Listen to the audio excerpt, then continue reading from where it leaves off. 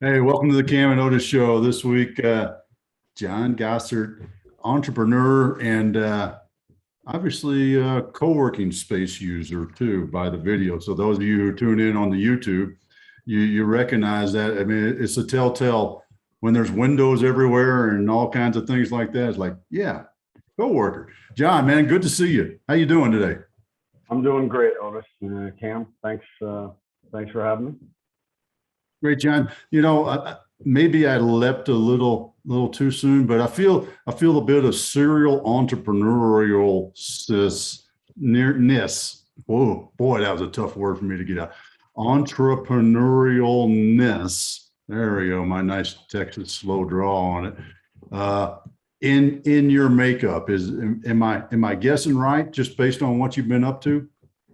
Well, I don't know if two equals serial, but it's more than one. Yeah. This Well, is my second startup. I'll coin it, or I'll add it to make it three, because band is entrepreneurial.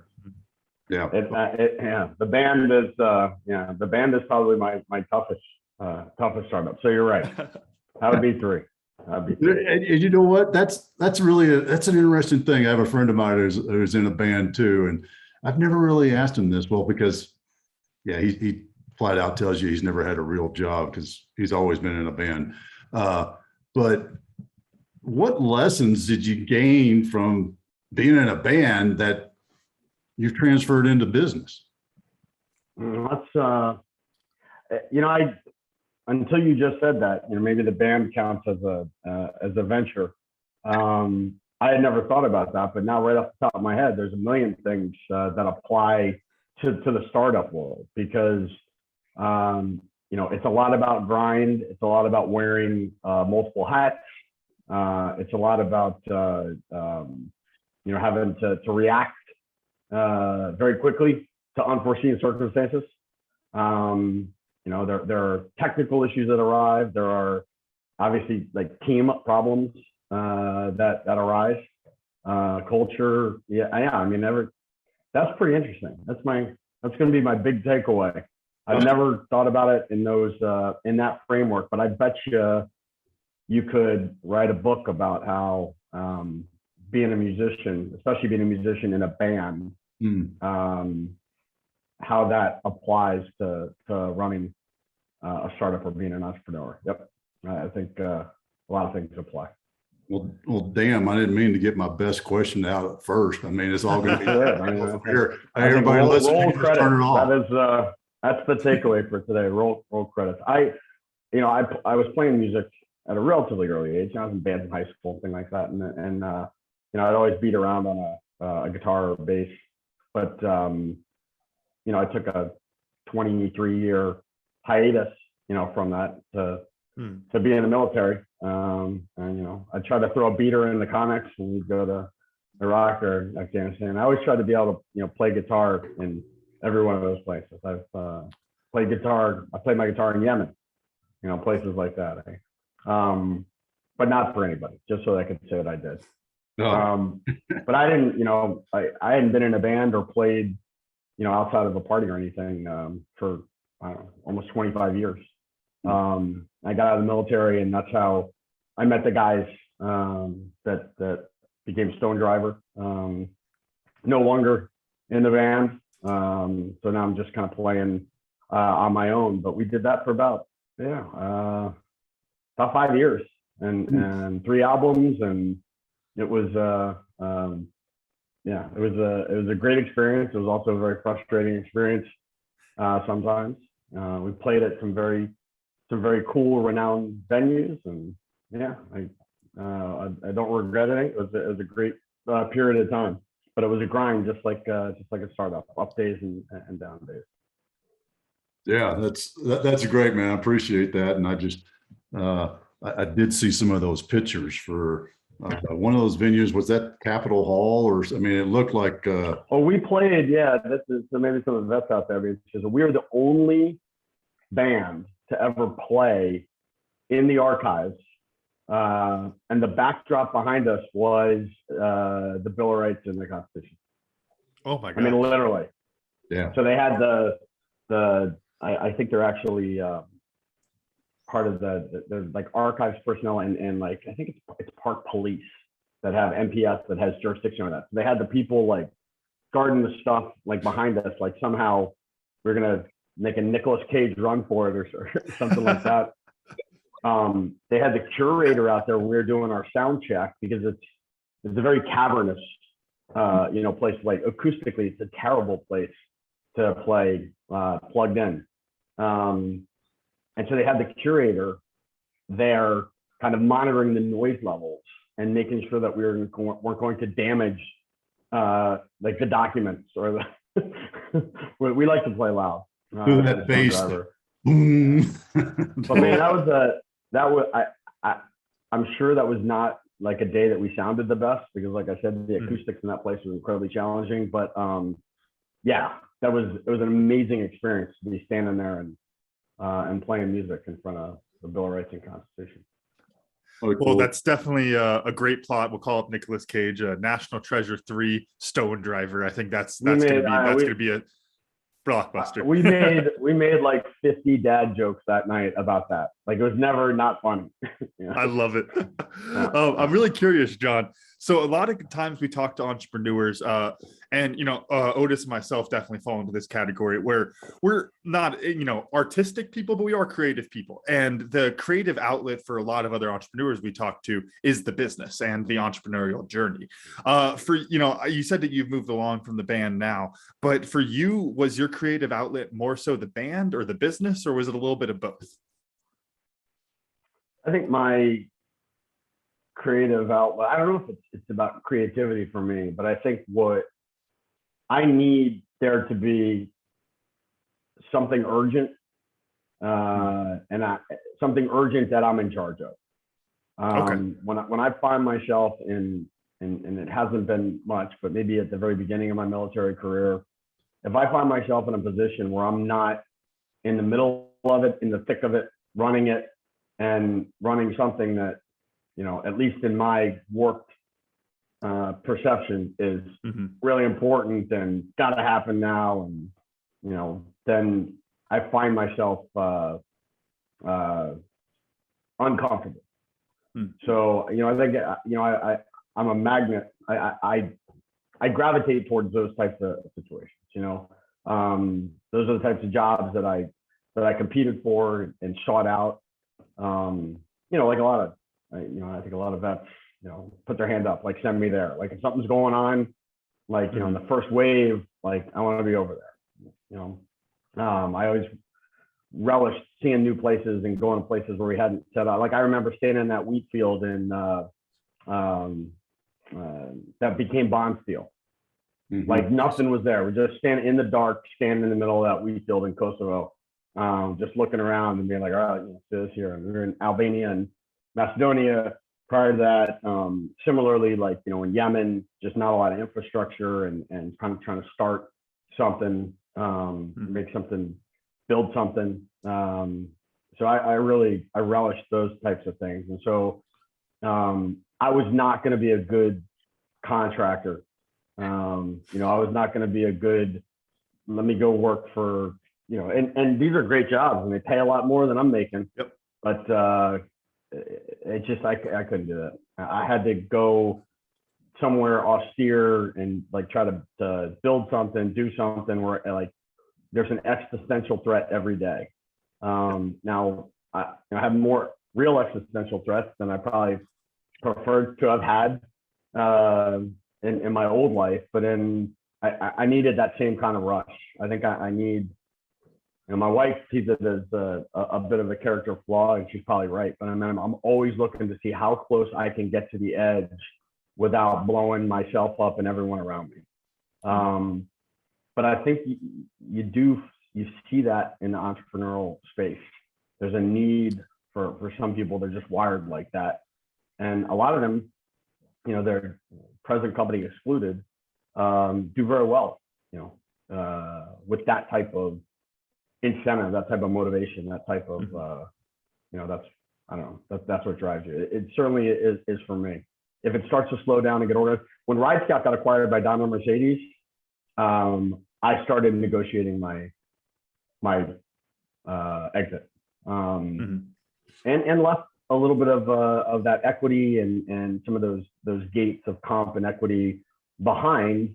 I could have had a nice cushy life, at a time of Mercedes, wearing the short sleeve shirt with the little logo on it. But that's not me. Not that it's not a great company, not that experience wasn't great, rides got all that stuff, but I turned, and Dale and I started Goodworld, and that's where we are now. In fact, it's too comfortable. Maybe I'll need to do something else.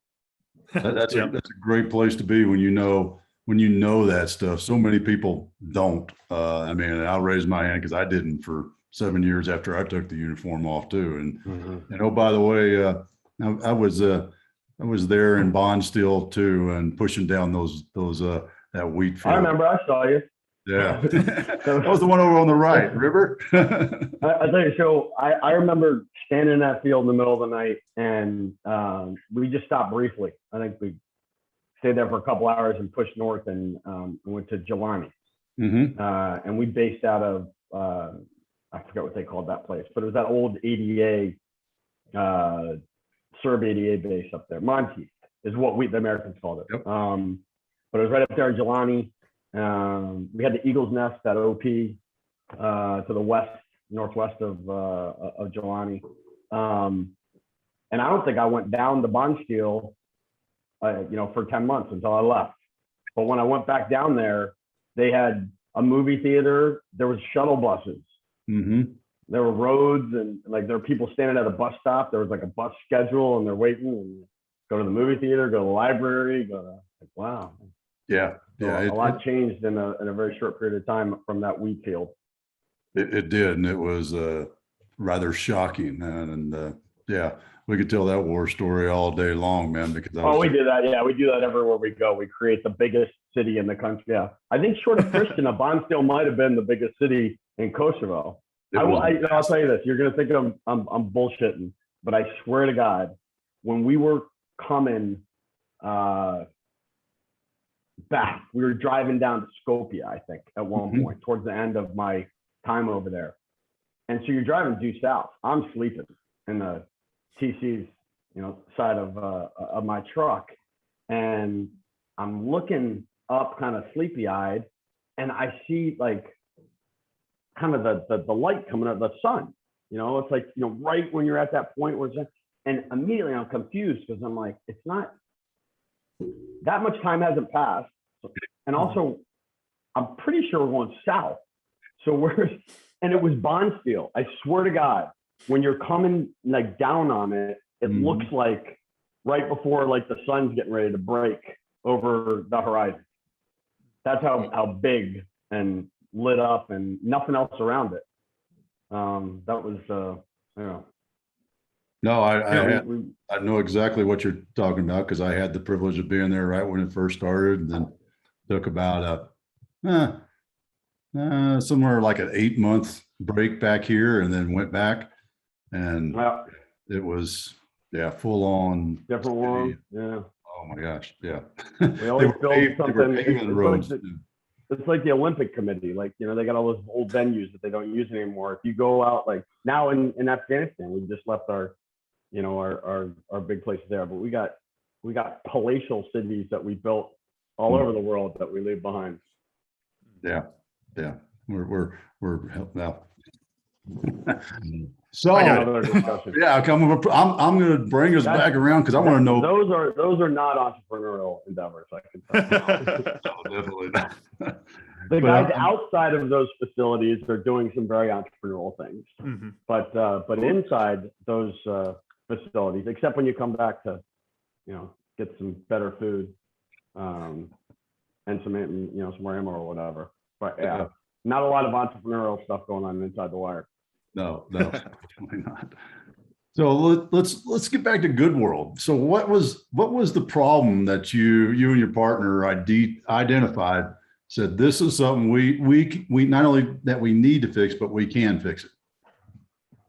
Yeah, I think specifically on Goodworld. So Goodworld's a fintech that basically is trying to facilitate seamless payments. But we're going to market specifically in the charitable giving space. And so, on that side, the problem was people in general are being more and more every day. They're inspired to make what we would call a consumption choice. That they're online, they're on social, they're on mobile, so they're seeing these images, they're seeing these messages, whether it's donate to this cause, or whether it's buy this pair of shoes or this this shirt. We're getting inspired by the images and the words and the messages that are social and mobile, and so that's where the inspiration is happening. But to consummate the transaction, you got to go someplace completely different, right? You're going to be redirected, forms, and you lose more than 9 out of every 10 people. So, if I see something and I'm inspired to start that journey, I'm like, oh, that was cool, and I click on it, let's say in a Facebook post or Instagram post or a tweet, and I feel it taking me somewhere else. I feel that frame switch, on my phone. My kids are all adults, my 4 adult sons. They tell me as soon as they feel that switch, you're now taking me out of the experience that I was enjoying and I chose to be in, and you're clearly trying to trick me and take me somewhere else. And so you're going to drop off, even though the thing itself, whether it was a donation or a purchase, is something that I really wanted, but it's not worth that ride. At least for 9 out of 10 people, it's not worth that ride. So there's about $3 trillion every year of what we call cart abandonment in the United States alone. So that means $3 trillion worth of that. Hey, I think I'm interested in that, and then nope, I don't finish the journey. I don't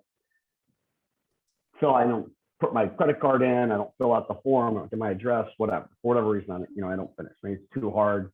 So we said, wouldn't it be great if, in the places that people are living and work and living their lives, in the places that they're inspired to make these consumption choices, that they could, have a safe, secure, seamless, social, maybe even fun transaction experience where they don't have to leave. And so that's really what inspired the idea behind what we call social payments, specifically, initially social donations. And so, we came up with a platform that allows people with just comments, hashtags, to make donations instantly, never having to leave their feed, getting that feedback that friends and families can see and hopefully be inspired to make donations themselves. There's a lot of big fintech venture that was betting on our idea, like Nika Partners and Camp One Ventures out in the Valley. Some strategics in the fintech space, like Mastercard, who's an investor in us and also a strategic partner. They agreed with us, like, yeah, this is the future. So that was the initial bet. Now we do a lot more. We're a lot bigger, and we have a lot wider aperture and offering for payments in general, but specifically in charity. But it all started with #donate. I mean, it literally started with a bet on social payments. I'm really curious, John. So what when you're talking about the problem you're solving, it's one of those where it kind of touches into 2 different realms of the world, which is the more business side of it, for like the Amazon purchases and that type of thing, those things you're seeing on social, and there's also the charity side of it. And while from the business standpoint of what you're literally building, it might not be too different to work with those 2. How has it been balancing that from kind of the communication standpoint of, getting a clear message while solving the business side and also the charity side? Or has that been something that came pretty naturally? Well, we called the company Goodworld.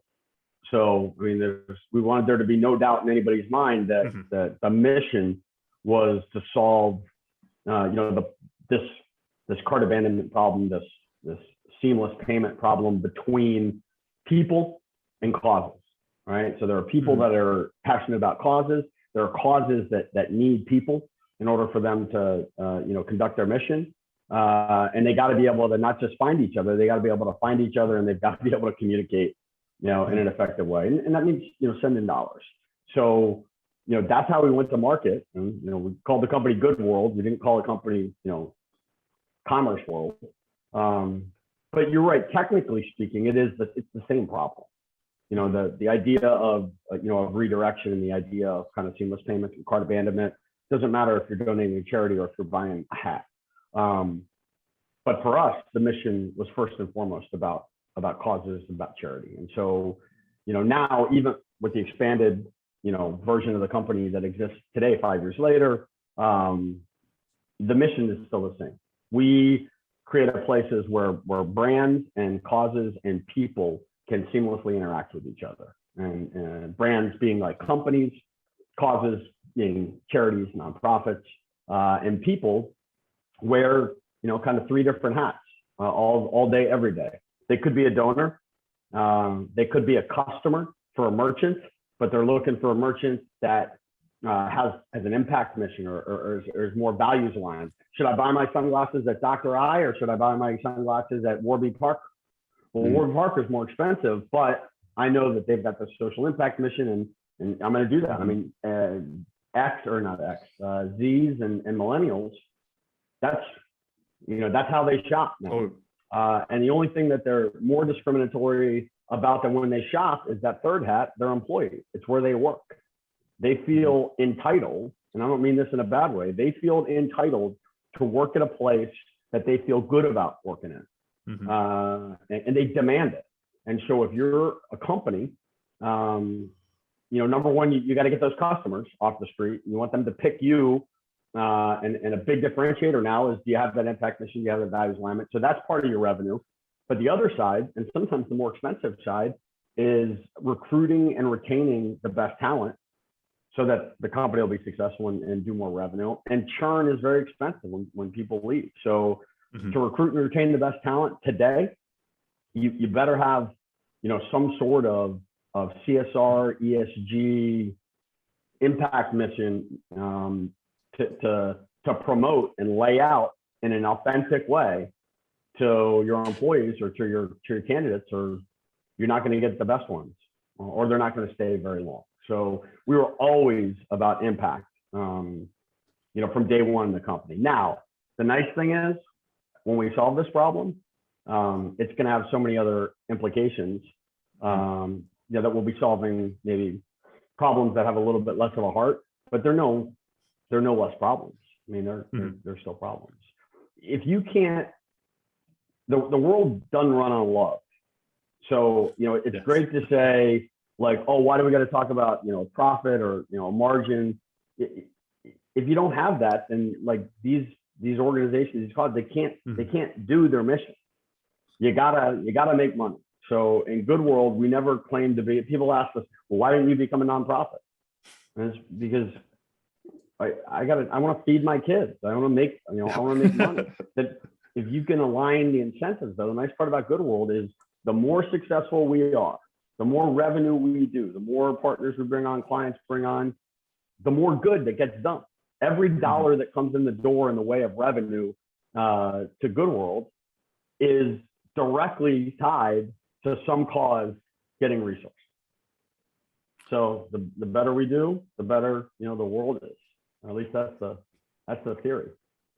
Yeah, I can definitely relate to what you're talking about there with the nonprofit world, because I've worked with some nonprofits and known some friends that work with nonprofits where the incentives that they're looking at are just completely out of whack. You don't have to run it like a cutthroat business, but you got to recognize that you still need revenue in order to keep doing the good thing that you're doing. And I'm glad we got back around that, because that's really where my original question was, of problem versus charity. Don't take this the wrong way. Nonprofits are the worst, and they're our partners. There are clients. Like that's the reason for us existing is literally charities and nonprofits, and they're the worst. They are conflict averse. They are slow to change. They are like institutional inertia on steroids. It's all bad. They only just recently got away from collateral mail into email, 25 years late, and now we're in social. We're trying to tell them, like, you gotta go to social. Yep. We're like, all right, we'll see you in 20 years. And there are some exceptions, but yeah, they are a hard group. It's another reason why our business model is set up the way it is, because if we had to rely on nonprofits to directly correlate with our revenue streams as a company, then I wouldn't be able to pay my employees. And God bless them. I love them all, but they are the worst. I think that I would speak for all three of us from what it sounds like in that they're they could use a little bit more entrepreneur in the way they do things. They could use a little bit more business in the way they do things. And I've definitely experienced that firsthand too. It's a culture for sure. I mean, the people are great. And a lot of times it's their hands are tied. A lot of times it's their, the board that has to make that decision is not closely tied to the people that are actually running it.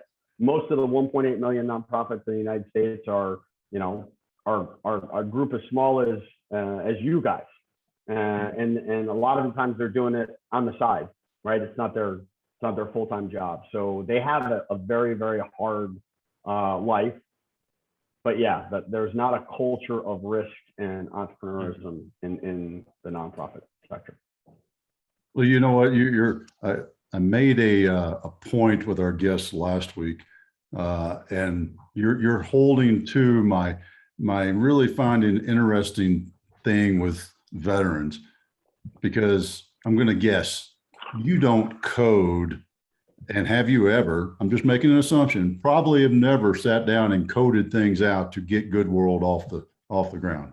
Is that a correct assumption? So, I mean, you're touching on the, you got a business side and you got an engineering side. I don't subscribe to that. I think there's a lot of people that fancy themselves be, an entrepreneur, and they think on day one, I've got this great idea. And on day one, I have to go find a co-founder who is an engineer that can code. I think it's a very dangerous, mindset to have. First off, you're never looking for a CTO or a COO or CFO. You're looking for a business associate. You're looking for a partner that you're going to help, bring this thing together. You're not looking for a co-founder. Two things that are very easy to give in a legal sense and very hard to take away are C-level titles, especially the big C, co-founder, and equity. These handshake deals, or like a little 3-sentence memo that says you got 20% of this thing that doesn't exist. That'll come back to bite you if that guy ends up hanging around for 40 days. And then now here, 3 years later, you've actually built something and you've got, some liability that you got to clean up. So I'm not a coder. I'm not an engineer, by trade. Now, have I ever sat behind a computer and coded? This will tell you how old I am. At the DeMatha Catholic High School, we had a computer science, I don't know what you call it, lab room. And it was all these terminals in one half of the room, and the other half was in a climate controlled. The mainframe was as big as a tour bus. And I took Fortran, COBOL, Pascal, but I can't spell Fortran now. No. And most of those languages aren't really in use anymore. But those are a little dated. I'm not an engineer. I'm not a coder. Dale had a relationship with a guy, Tama Pugsley, a brilliant engineer who was the original architect of the social payment platform. And I was really lucky because it's very difficult to find, in my limited experience, an engineer, or especially somebody that's heading up the engineering efforts, that is fluent in normal people, social behavior and speak. We had, some brilliant engineers at Ride Scout, but you could not take those guys into a business meeting. Or if you did, you had to be like, do not speak. Right. It's a very small cross section there. You're going to blow up the deal. And obviously I'm exaggerating a little bit, but not much. Tom Pugsley could, he could sit here and he could be me and do me. He could sit with the engineers and be them and kind of manage that effort. So usually it's kind of like the COO or the CEO that's trying to make that bridge, right? To connect the business side from the engineering side, because it's like, engineers are from Venus and CD guys are from Mars or some shit. I don't know. But I was very fortunate, and Tama taught me a lot in a very short period of time about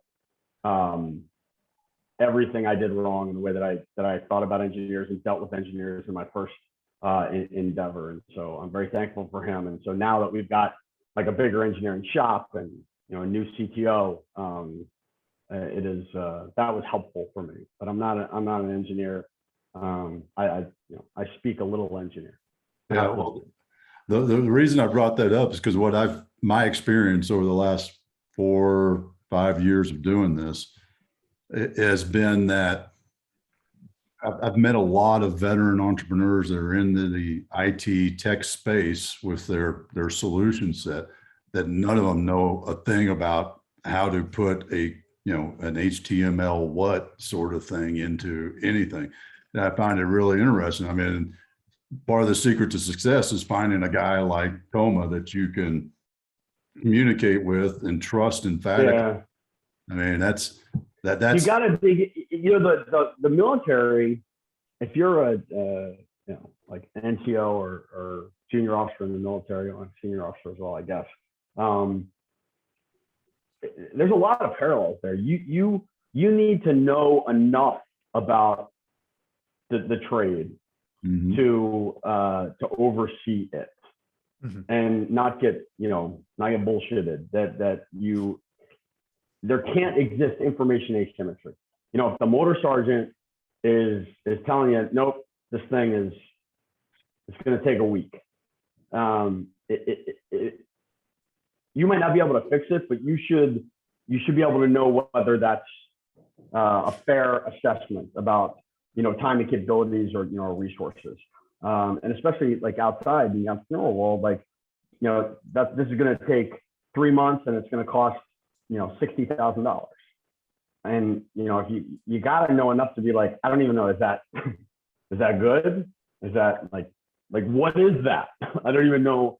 So you do need to do some research, do some homework. But like you said, the most important thing is having somebody that you can trust, because you're not going to be expert in that. You can't be expert in everything, and it's not a good use of my time to go back and start doing coding 101. That's not going to help out. I'll never be as good as the little finger of my lowest engineer, and the opportunity cost of me doing that and not doing my job is hopefully high. Yeah. Well, damn, I just lost it at Camden. I guess you're going to have to jump in with yours, because mine just went. Well, I was curious, we talked some about, skills and insights from your time in the military that you transferred into entrepreneurship, and from the band as well. I'm curious. So what was the actual catalyst that pushed you towards it? So we talked some about, the desire for change and living on the edge and, being around risk and that kind of thing.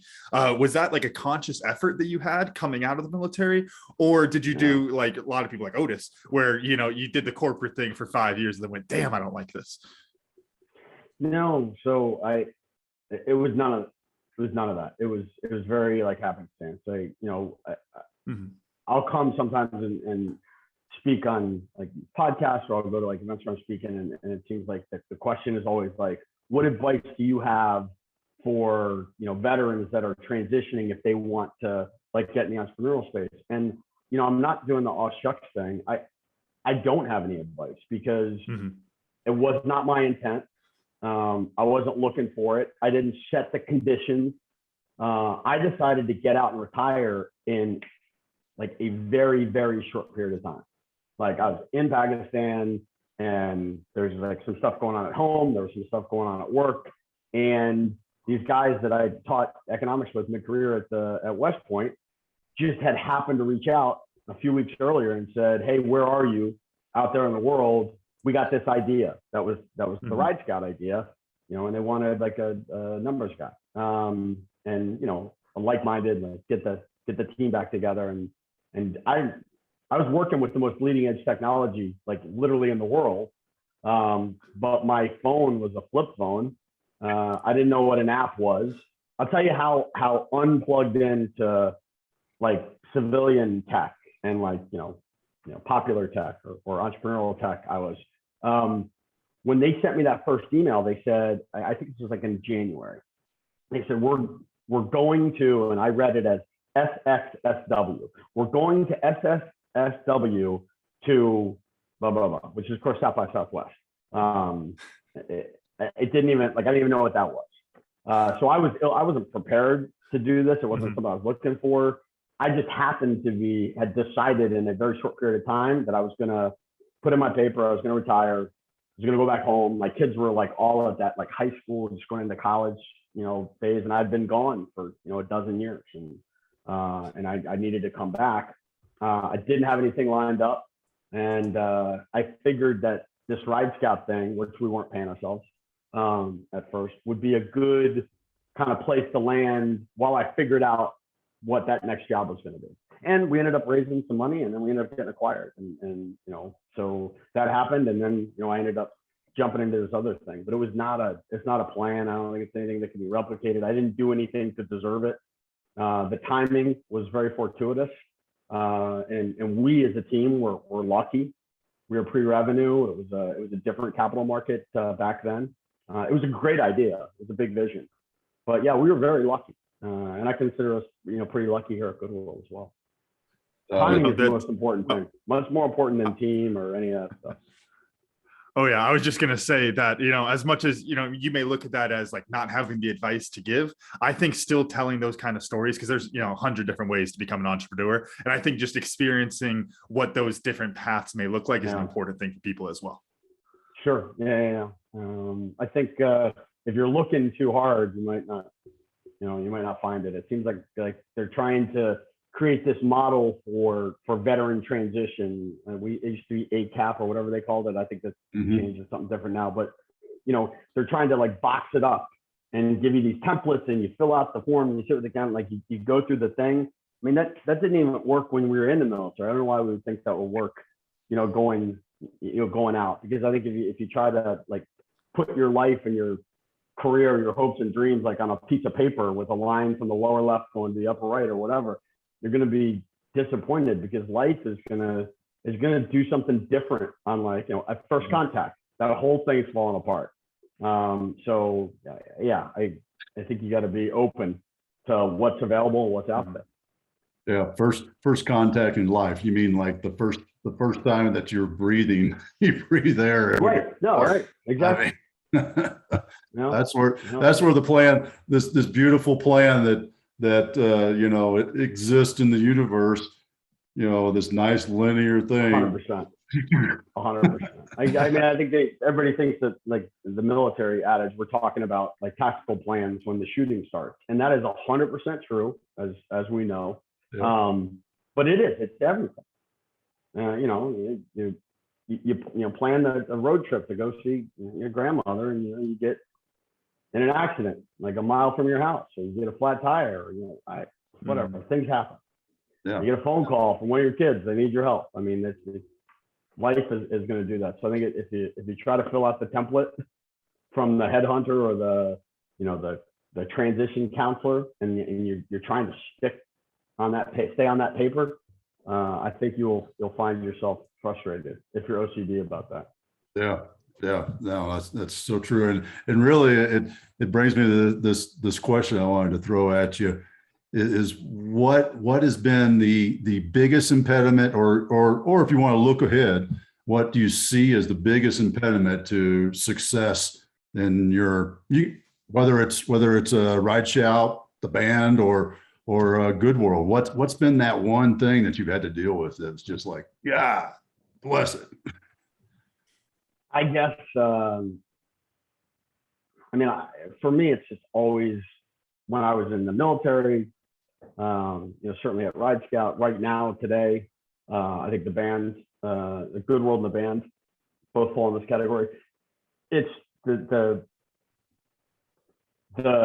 mission requirements are not properly resourced, and so you're giving yourself this mission, as the leader of the organization, you're giving other human beings this mission, and yet you're not able to resource them in a way. You're asking them to do the analysis and figure out how to get us to this goal, to this objective, how to complete this mission. And then if they're good, they're coming back and saying, this is what we need. This is the time. This is the money. This is the people. And you're saying, yeah, I can't give you any of that. Here's what I got. Every day in the Army for me in the Pentagon when I was working in the counterterrorism policy side, Ride Scout, Goodworld, the band. It's always like that scene in Apollo, in the Tom Hanks Apollo 13 movie where they bring that big box of crap down at Houston, right? And the guy walks in the room with this box and he pulls out this, he goes, we got to make this fit into this. And then he dumps all this stuff out of a box and he goes, and the only thing you have is this, because he was replicating everything that they had up there. And so they just had a box of crap and these two things that clearly don't fit together that they have to make, fit together and be airtight and heat resistant or whatever, problem that they were trying to solve. And that's life, but it's certainly life in an entrepreneurial world. And it's certainly life when you're out in freaking outpost, in Afghanistan. Yeah. No, that's great. And you're right. Yeah. It transcends everything. There's always more to do and not enough time, not enough people. That's right. Yeah. Plenty of times I think of that. And even some of my clients have expressed that problem in their Sure. pseudo startup world where they're, growing and And here's the dangerous thing that I think people say is a direct translation from the military into the entrepreneurial world is that veterans, military guys, they don't know how to fail, they don't know how to quit, and so you can give them this like very under resourced box of crap, and they're still gonna make it happen. Well, that's not always true. Number one, but number two, the most courageous thing that you can do in uniform or out of uniform is saying it can't be done with the amount of time and the amount of resources we have. And I'm not talking about being like the E7 that should have retired 20 years ago, that every time you say something he's like, well, problem with that is, I'm not talking about that type of inertia. I'm talking about not putting the whole thing at risk because you go, absolutely, we'll make it happen, when maybe you're putting people at risk, like real people at risk, or maybe you're putting the company at risk, or the finances at risk, or maybe you're putting yourself at legal exposure or compliance exposure. And there's those types of things that can, people can lose jobs over, and people can lose their livelihoods over, and companies, can fail because. So sometimes the courageous thing to do is say, at a minimum, we've got to have this. Mm-hmm. And it's not optimal, and it's not what I really need, but anything below that is a risk, like a significant risk. Maybe it's legal or maybe it's physical. I don't know, but you gotta be careful. Just saluting and doesn't make you tough. If you go outside the wire leading a squad with no weapons, it just makes you stupid and it makes you irresponsible. Yeah. Oh, that's great, man. What a great way of bringing it around back in too. John, this has been great. A lot of fun, a lot of good stuff, some lessons to learn. And since you already said it, you have to repeat it at this point. But what did you learn today? Let's see if you still remember it though. Oh, I remember. I am gonna, I think, take some notes here when I eat again. I was eating before we turned on the camera. I'm gonna eat again after, but I think I'm gonna take some notes and find those very specific parallels between running a band and all the logistics and finance and travel and risk and culture and leadership and running a startup. Because I think that there's a great article in there. There might even be a book in there. There's a book in there, man. I'm telling you, there's a book in there. And so if you want to write that, I'll just take my standard 15%. And whoa! That's what I was about to ask for. You're writing the book. Yeah, we'll just take 15%. You write the book. Between the three of us, I think we're going to be waiting for a while, right? Somebody to write this book. Love it. Awesome. Well, for me, it was, and I pulled this out of part of your solving that problem, what you're doing with Goodworld, because I think it's such a great thing that I think we gloss over, but it's don't take the client out of the experience to get them to take the action. And that's, I mean, that's how I retranslated to me what the problem you're solving with Goodworld, because it's so true. Whether it's our services with Tribe and Purpose, or if you go into Walmart to buy milk, You're not going to push something and then go outside and go to this other cash register. Yeah, they sent you to like a fulfillment center to go pick up the milk that you just bought at the counter, right? Yeah. So, I mean, it makes such great sense for across the board with business. Mm-hmm. So, Camden, what'd you learn? Yeah, and it was actually from that same conversation. I thought this is a really, really interesting takeaway for Goodworld, which was what you said about starting with a clear mission and like not hiding your purpose. How it's really easy to set yourself up and to wind up falling into those buckets like the nonprofit and all those type of pitfalls that we talked about. But if you just are outwardly facing with your purpose and with your mission, then people will recognize that, people will be inspired by it, and you don't have to do near as much work probably getting them to understand your mission when it's so outwardly present like that.